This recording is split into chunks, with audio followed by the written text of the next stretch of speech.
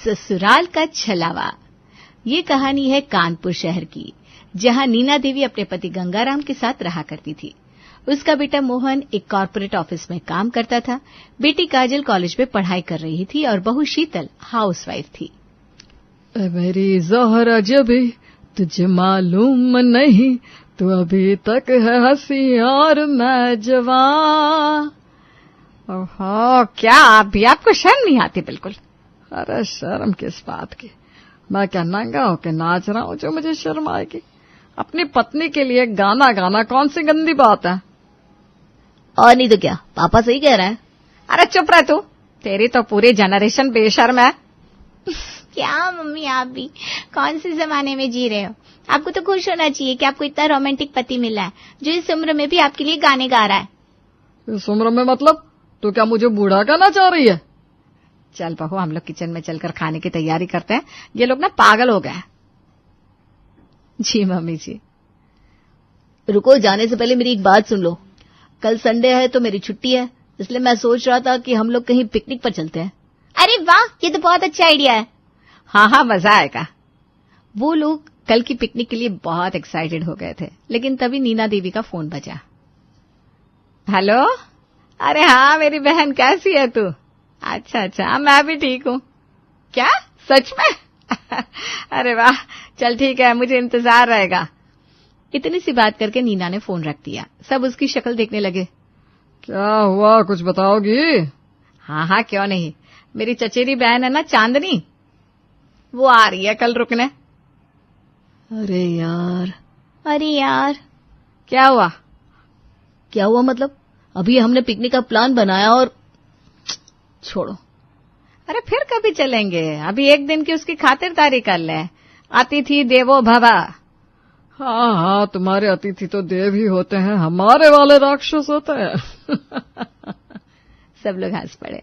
फिर उस रात सब खाना खाकर चैन की नींद सोए, लेकिन सुबह होती ही, उठो सब उठो, क्या सोते ही रहोगे? अरे ओ मेरी रानी, अभी तो सूरज भी शर्म से चादर में घुसा है, अब क्यों जगा रही हो भाई? सूरज को सोने दो, हमें चांदनी के स्वागत की तैयारी करनी है। चलो उठो। फिर वो मोहन के कमरे में पहुंची। ए मोहन, चल उठ जा, सफाई करानी है। मम्मी, वो एक रात रुकने आ रही है ना, शादी थोड़ी हो रही है जो सजावट करनी है। तू सफाई पर ध्यान दे, और हाँ पर्दे भी उतरवा देना, धूल जम गई है। हाँ बताइए मम्मी जी, कहाँ से शुरू करूं? मेरे कमरे से। नीना देवी ने पूरे घर में सफाई अभियान छेड़ दिया। काजल को भी उठाकर किचन की सफाई में लगा दिया। हर कोना, हर दरवाजा, हर पंखा, सबकी धुलाई चालू थी। इसी बीच, मम्मी ये ज्यादा हो रहा है यार। बिन बुलाए मेहमान को भी हम पूरी तैयारी से ट्रीट करते हैं, ये तो मेरी बहन है। चलो चुपचाप पोछा लगाओ। सफाई के दौरान बहुत सारा पुराना और बेकार सामान निकला। टूटे बर्तन, पुराने खिलौने, बिन जोड़ी चप्पलें। नीना ने सब स्टोर रूम में भिजवा दिया। ये सब ऊपर स्टोर में डाल दो, कोई देखे उससे पहले सब साफ सुथरा होना चाहिए। इधर घड़ी ने 12 बजाया और उधर दरवाजे की घंटी बोली। लगता है आ गई चांदनी मौसी। मेरी बहन। दरवाजा खुलता है। चांदनी अपने पति संजय के साथ अंदर आती है। अरे क्या बात है, घर तो चमचम कर रहा है। कहीं मोदी जी की स्वच्छता अभियान में शामिल तो नहीं हो गई? हाँ चांदनी भाई, तुम्हारी बहन तो स्वच्छता की ब्रांड एम्बेसडर बन गई है अब। बस अब ज्यादा मजाक मत उड़ाइए, अंदर आ जाओ पहले। सब बैठते हैं, चाय नाश्ता होता है। घर तो बहुत सुंदर है, हमें जरा पूरा टूर तो करवाओ। चलिए मौसा, मैं दिखाती हूँ। काजल ने उन्हें सारा घर दिखाया। Drawing room, bedroom, balcony, kitchen. अरे ये ऊपर वाला कमरा तो छूट गया, चलो इसे भी देख लेते हैं। अरे नहीं मौसी, वो कमरा नहीं खोलना ही बेहतर है। क्यों, वहां भूत प्रेत तो नहीं है? काजल उनकी इस बात पर बस हंसकर आगे बढ़ गई। सब वापस हॉल में आकर बैठ गए। सब हॉल में बैठे थे, चाय पकौड़े सामने थे, लेकिन माहौल में कोई गर्माहट नहीं थी, क्योंकि चांदनी और संजय जैसे लोग जहां बैठ जाए वहां लोगों के चेहरे की हंसी फौरन इस्तीफा दे देती है। अरे नीना दीदी, तुम्हारे घर की सफाई देखकर तो लगता है तुम किसी म्यूजियम में रहती हो। सब कुछ इतना चमक रहा है, कहीं हम लोग ही तो कचरा नहीं है। और सुनो, तुम्हारा बेटा मोहन तो बड़ा सुगंध निकला। जरा देखो कैसे चाय लेकर आया, बिल्कुल होटल के वेटर जैसा। पापा, अगर इनको एक थप्पड़ मार दो तो क्या ये चुप हो जाएंगे? बेटा, ये वो बीमारी है जो थप्पड़ से नहीं, केवल ईश्वर की कृपा से जाती है। चांदनी और संजय का सवाल पूछने का तरीका ऐसा था जैसे किसी का पेशेंस टेस्ट कर रहे हो, और मजाक ऐसा घटिया कि सुनकर हंसी की जगह रोना आ जाए। नीना, तुम्हारे घर में नौकरानी नहीं है क्या? बहू से ही सारा काम करवाती हो। बहन, बहू को भी काम करने दो, घर उसी का है अब। और सुनाओ मोहन, तुम्हारी शादी में कितने लाख लगे थे? मतलब ये बहू डील में सस्ती पड़ी या महंगी? हे भगवान, कहीं से उड़कर भूत आ जाए और इनको उठा कर ले जाए। खैर, जैसे तैसे वो दिन बीता। सबको लगा कि सुबह तो चले जाएंगे, लेकिन अगली सुबह। अच्छा, चलते हैं हम। अरे इतनी जल्दी क्यों निकल रहे हो? 2-4 दिन और रुक जाते। और नहीं तो क्या, एक दिन के लिए आना तो पता भी नहीं चला। गंगाराम ने तो बस फॉर्मेलिटी निभाई थी, लेकिन इन दोनों ने दिल से ले लिया। तो ठीक है, हम रुक जाते हैं। अरे मोहन बेटा, जरा ये बैग्स फिर से गेस्ट रूम में रख दे। हाँ, अब इतना कह रहे हैं तो फिर मना करना अच्छा नहीं लगता। हे भगवान, हे भगवान। अब तो सबके चेहरे ऐसे हो गए जैसे किसी ने उनके सपनों पर पानी फेर दिया हो। पापा, आपने क्यों बोला रोकने को? अरे मुझे क्या पता था कि ये लोग मेरी एक बात को इतनी जल्दी पकड़ लेंगे। फिलहाल तो मैं ऑफिस जा रहा हूँ, झेलो आप लोग। मोहन ऑफिस के लिए निकल गया, काजल कॉलेज, और गंगाराम भी अखबार लेकर छत की ओर निकल लिए। बची शीतल जो सीधे पहुंची किचन। बहू, सुनो, गाजर का हलवा बनाना आता है क्या तुम्हें, या बस इंस्टाग्राम पे रील बनाती रहती हो? नहीं मौसी जी, आता है ना।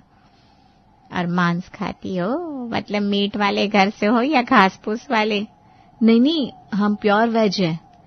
अरे रे, तब तो तुम्हारे बच्चे बहुत कमजोर होंगे। चलो छोड़ो, आज खाने में उड़द दाल की खिचड़ी बना लेना और दही जरूर रखना, नमकीन वाला। तुम्हारे मौसा जी को बहुत पसंद है। जी, बना लूंगी।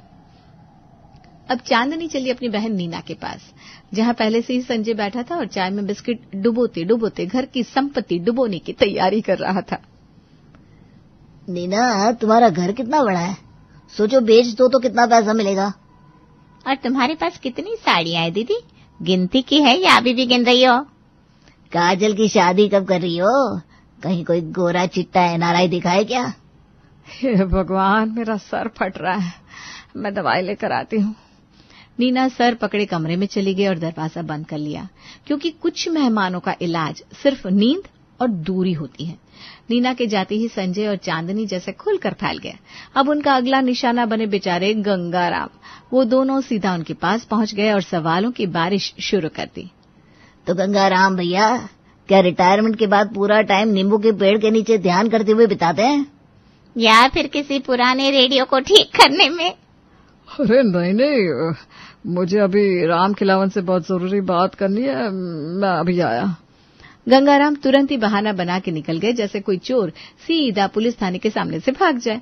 शाम को जब मोहन ऑफिस से लौट कर आया और जैसे उसने दरवाजा खोला, हाय, सामने वही दोनों आतंक खड़े थे, चाय का प्याला हाथ में और सवालों का डिब्बा तैयार।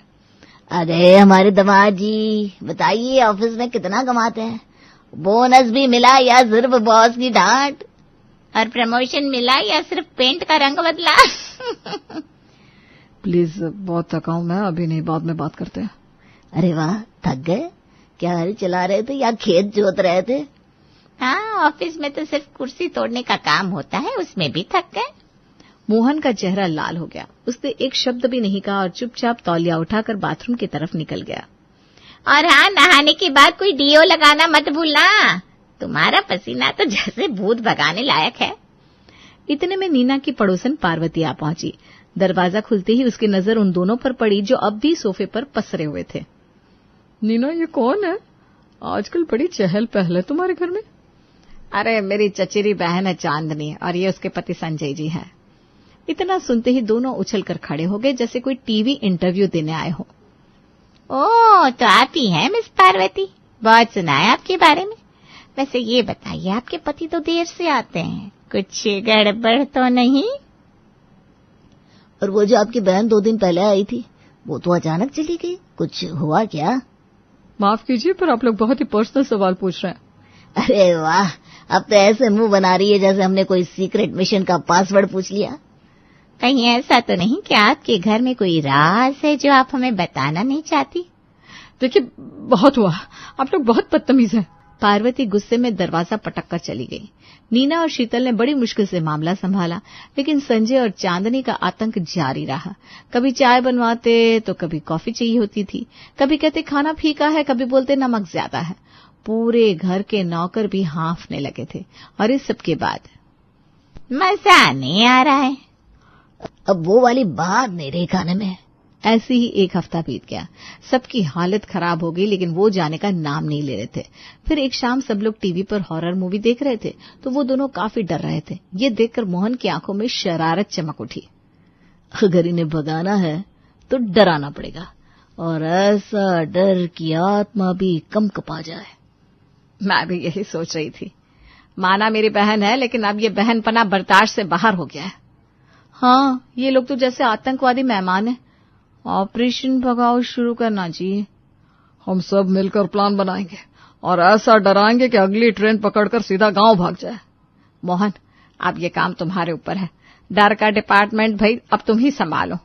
ठीक है मम्मी। मोहन का प्लान अब शुरू होने वाला था।